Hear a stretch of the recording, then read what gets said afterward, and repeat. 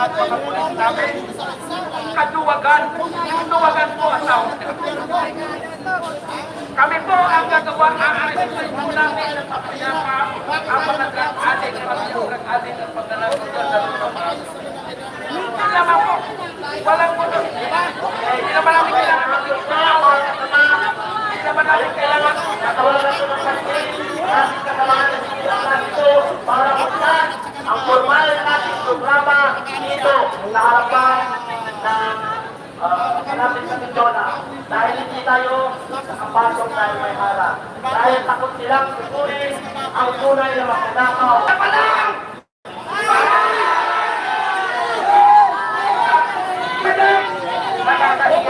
Tingnan mo ang ginagawa sa mga Pilipino. Sa ipinagpatawa ng tropa! Nakapagalayan! Nagsabayan ng Pilipino! Nasari ang pusa ng magnanakaw! Kaya muli, nandito tayo ngayon! Umawalayan ang pagbabayan!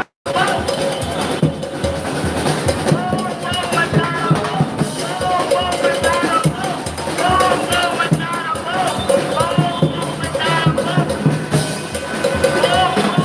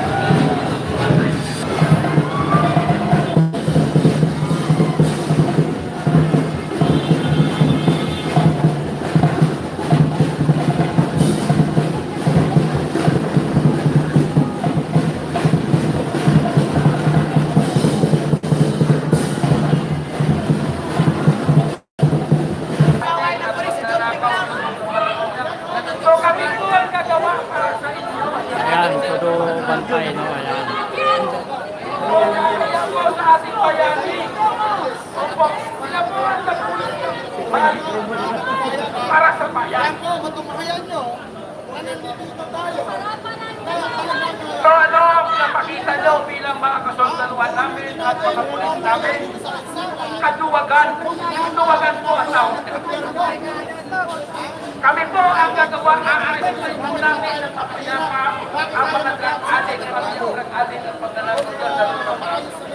Hindi naman po, walang puno. Hindi naman namin kailangan mag-iunaw, hindi naman namin kailangan natawagan ito ng sarili, natin kasalanan ng sinilangan ito para buksan ang formal nating programa dito sa harapan ng malapit sa Mindona. Dahil hindi tayo nakapasok dahil may harap. Dahil takot silang susurin ang tunay na magnanakaw. Apa lang!